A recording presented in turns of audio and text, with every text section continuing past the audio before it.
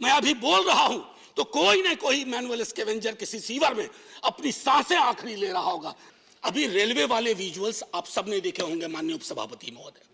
मैं खास तौर पे कहूं एजुकेशन और हेल्थ में जो आपका एलोकेशन है, अलॉटमेंट है, उसमें फिर से एक बार वही रोजगार सृजन की कोई चर्चा नहीं। इसे कहा गया अमृत काल का ये बजट। हमारे लिए तो अर्थशास्त्र सर गरीब और निम्न आय वर्ग की थाली है। मैं बजट में पोर्ट वाले को क्या मिला, एयरपोर्ट वाले को क्या मिला, उससे मैं चिंतित नहीं हूं। गरीबी का विलोम संपत्ति नहीं होता है, गरीबी का विलोम न्याय होता है। Manoj Kumar Jha, it will not go on record now. Manoj Kumar Jha. Thank you honourable vice chairman sir. आज शुरुआत आप ही से करता हूं, वक्त थोड़ा कम है मेरे हिस्से में, तो मालिक तेरी रजा रहे या तू ही तू रहे, बाकी ना मैं रहूं ना मेरी आरजू रहे।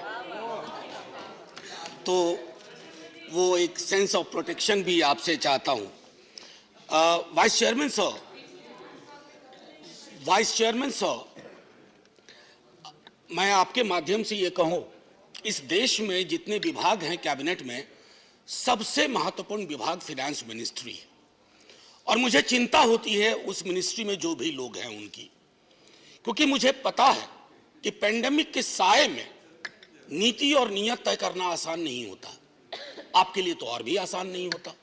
और मैंने कैबिनेट रिशफल जब देखा कि जब क्रेडिट की बात होती है तो क्रेडिट तो तय है कहां जाएगा, हाँ बदनामी अगर आनी है तो किसके सर पे ठीकरा फोड़ा जाएगा ये भी पता है। तो माननीय उपसभापति महोदय, इसे कहा गया अमृत काल का ये बजट। अब मैं जब कार्यशैली देखता हूं बीते कुछ वर्षों की, तो मुझे स्पष्ट दिखता है कि अमृत किन के लिए है और विष किन के लिए है। अमृत मित्रों के लिए है सर, पर्याप्त मात्रा में, इतना अमृत पी लेंगे कि पेट और फूल जाएगा उनका। लेकिन विष एक महती जनता को, एक विशाल जनता के हिस्से में विष के अलावा कुछ नहीं आ रहा है। माननीय सभापति महोदय, मैं शुरू करूंगा डिफेंस को लेकर के एलोकेशन पर। मेरे दोस्त सुजीत ने अभी बात की। मैं सिर्फ इतना कहूंगा, कहीं एलोकेशन में रिक्रूटमेंट का हिस्सा क्या होता है, क्या वो आपके जहन में है भी या नहीं, या आपने तय कर लिया है कि रोजगार विहीन ही सब कुछ होगा। 70 वर्षों से एक डिमांड चल रही है, अभी भी गुरुग्राम में लोग बैठे हुए हैं, अहीर रेजिमेंट की डिमांड की। एक गौरवशाली इतिहास रहा है, आपके जहन में नहीं पड़ता, ना पड़े, वोट की चोट बहुत सिखा देती है। मैं सिर्फ इतना कह करके अगले बिंदु पे आऊंगा। Sir, I am deliberately avoiding macro issues, I could have dealt with that. Poor health of economy, bug-on fiscal deficit, regressive taxation और के शेप्ड रिकवरी। अब ये मैं बीते कुछ वर्षों से वी शेप, के शेप, तो मैंने थोड़ा रिसर्च किया। सर, एक जेड शेप रिकवरी भी होती है। जेड शेप रिकवरी यानी के 15वें अल्फाबेट के रूप में आता है। जिस जेड शेप रिकवरी में खतरा होता है कि आप पुनः रिसेशन में जा सकते हैं। आप ज्यादा अर्थशास्त्र समझते हैं, यहां से चिदंबरम साहब और कपिल सिब्बल जी बोले, फाइनेंस मिनिस्टर साहब हैं, आप लोग ज्यादा समझते हैं। हमारे लिए तो अर्थशास्त्र सर गरीब और निम्न आय वर्ग की थाली है। मैं तो उसकी साइज देखता हूं सर। मैं बजट में पोर्ट वाले को क्या मिला, एयरपोर्ट वाले को क्या मिला, उससे मैं चिंतित नहीं हूं। दे दीजिए ना सब कुछ, लेकिन गरीब की थाली महफूज रखिए। गरीब की थाली छोटी होती जा रही है, नौकरियां नहीं मिल रही हैं। अभी रेलवे वाले विजुअल्स आप सबने देखे होंगे माननीय उपसभापति महोदय।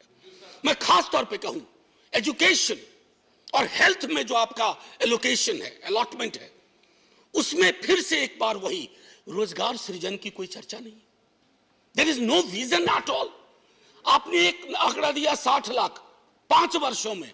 अरे लेबर फोर्स में एंट्री के लिए तैयार लोगों की आपको फेहरिस्त की जानकारी है? करोड़ों करोड़ दस्तक दे रहे हैं, आपने दरवाजे बंद करके रख दिए।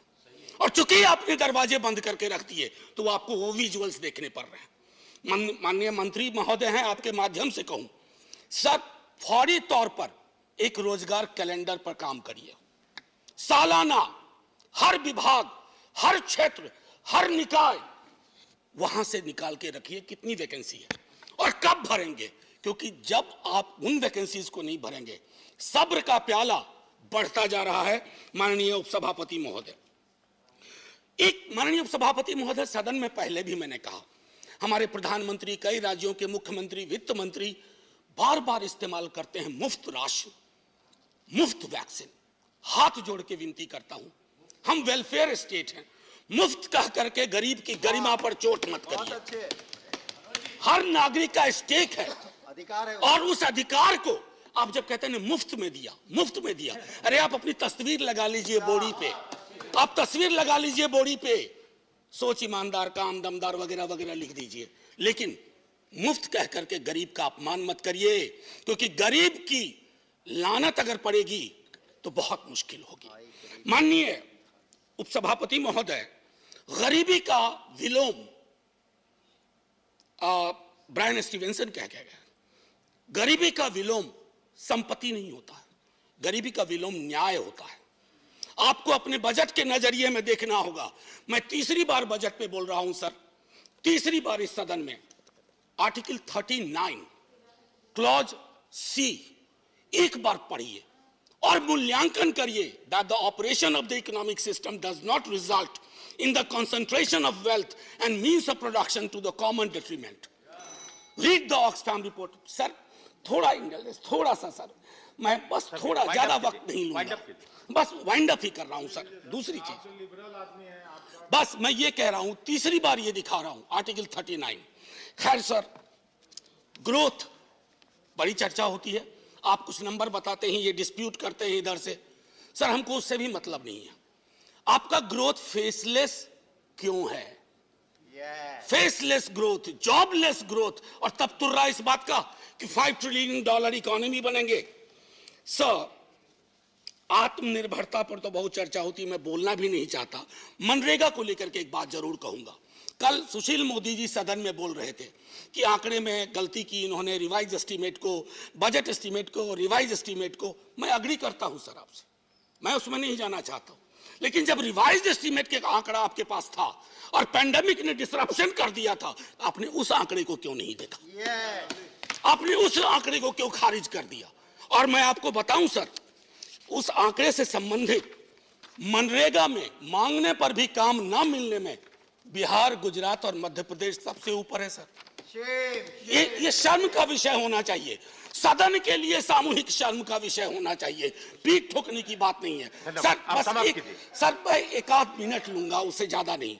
और सर, हर साल काम ना मिलने का औसत ये बढ़ता जा रहा है, और प्री पैंडेमिक 18-19 से लेकर के अब तक। सर, एक अभी हाल में एक किताब पढ़ी सर, बड़ी अच्छी किताब है, आपको दूंगा, मृणाल पांडे जी ने लिखी है, माया न घुमायो। सर, उसमें एक व्यक्ति कोरोना के काल में बहुत परेशान होकर के, उनको गांव से निकाल दिया, तो वो पहुंचा एक कुएं के पास, तो कुएं में पड़ियां थी। उन्होंने कहा मैं 2 शंख दे रही हूं, एक है करामाती शंख जो मालिक को मनचाही चीजें देता है, एक है डपोर शंख जो लच्छेदार बोली बोलता है, बहुत देने का शोर मचाता है पर वादे कभी पूरे नहीं करता। धन्यवाद, धन्यवाद।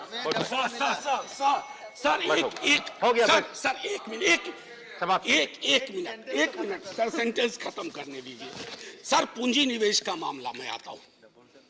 सर, पूंजी निवेश, मेरे मित्र पूंजीपति कोई नहीं है, पूंजी से बहुत ताल्लुक नहीं है, लेकिन मैं जानता हूं कि निवेश के लिए माहौल क्या होना चाहिए। सर, जहां फातिहा के लिए उठे हाथ पर कंट्रोवर्सी हो जाए, जहां वस्त्र, कपड़े पे, रहन सहन, खान पान पे, आप उस देश में सर कोई निवेश करने से पहले हिचकेगा। Sir 30 second. सर, आप तो जय हिंद बोलने का, आप शुरू में ही एक शेर आपके लिए सुनाया था, एक और सुनाऊंगा आपको। बस सर, रिहैबिलिटेशन अब नहीं है, बस आखिरी सर, टाइप नहीं है, सैनिटेशन आज वर्कर्स इसको खत्म करना है। 30 आज second debate has to be completed today. Sir 30 second. Sir, sanitation workers मुझे माफ नहीं करेंगे, उन्होंने मुझे कहा था कि उनके बजटरी एलोकेशन में, एम्प्लॉयमेंट में जो मैनुअल स्कैवेंजर्स का रिहैबिलिटेशन के लिए होता है, सेल्फ एम्प्लॉयमेंट के लिए 30% आपने कटौती कर दी। मैं अभी बोल रहा हूं तो कोई ना कोई मैनुअल स्कैवेंजर किसी सीवर में अपनी सांसें आखिरी ले रहा होगा। सर, इसलिए मैं कहता हूं, तेरे वादे पर जिए हम, ये जाने जाना। सर, ये आपके लिए है, तेरे वादे पर जिए हम, तो ये जान झूठ जाना कि खुशी से मर न जाते तो एतबार, अगर एतबार होता। जय हिंद सर।